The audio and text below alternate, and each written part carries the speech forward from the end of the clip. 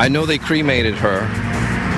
I still don't want a public event with cameras, but I can't stop my parents from doing what they want.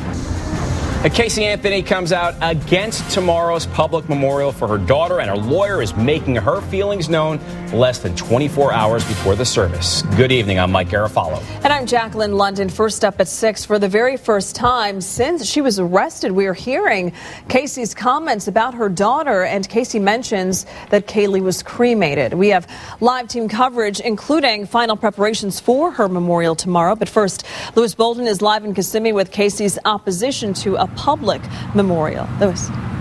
Well, Jackie, even with Kaylee's memorial service tomorrow, it is clear that Casey Anthony is still at odds with her parents. Not only will she not be attending tomorrow's memorial service, she also apparently has a problem with the way Kaylee's remains were handled. Well, we've never really heard from her. She is going through a very difficult time, and she's never felt compelled to come out and say anything until now. For the first time, Casey Anthony makes a public comment about the daughter she's accused of killing. She prepared the statement behind bars, and her attorney, Jose Baez, presented it to the media. I miss Kaylee every day and every minute of every day.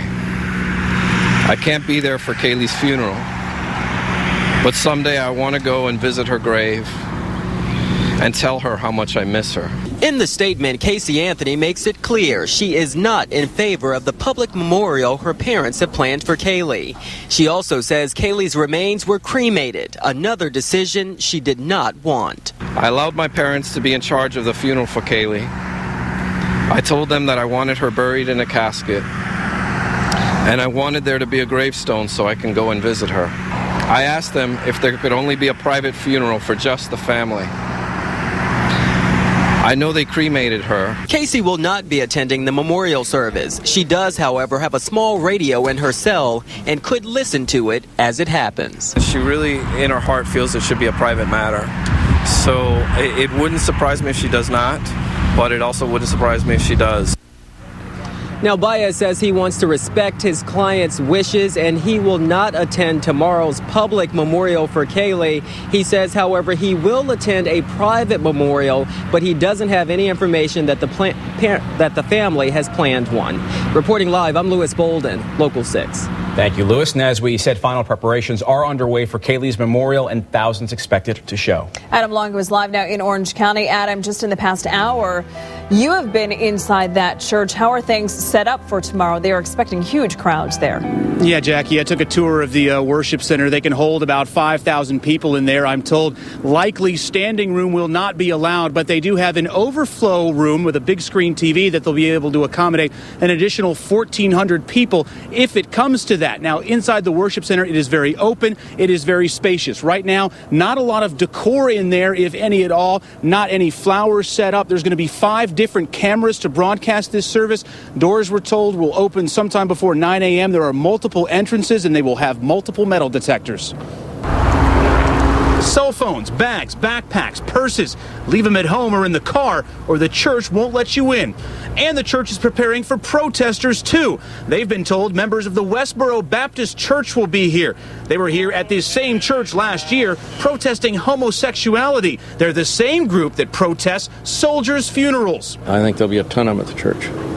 But I think Orange County's ready and up to it. Bounty hunter Leonard Padilla, who first bailed Casey Anthony out of jail, won't be here at the church. He says he's on a list of uninvited people, and they'll have their own memorial in East Orange County, where Kaylee's remains were found. Richard Grund will conduct it, and it's just a small prayer service. And like I said, it took on some impact when a lot of people were uninvited. A lot of her friends were uninvited. The media presence is already growing outside the church. National networks here to cover the service. Senior pastor David Youth with First Baptist said in a statement he hopes the service will provide hope and healing. And he adds that, quote, "We believe that hosting the service will give us the opportunity to minister to a family in need and to a community that is hurting because of the loss of this precious child."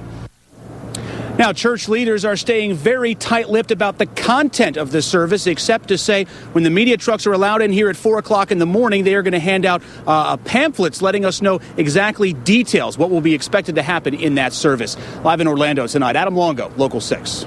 Adam, thank you. And tomorrow's memorial is open to the public, but you can watch it live here on Local 6. Our coverage begins at 9. And if you're at work, you can watch it live at clickorlando.com and leave your comments there as well. And because of our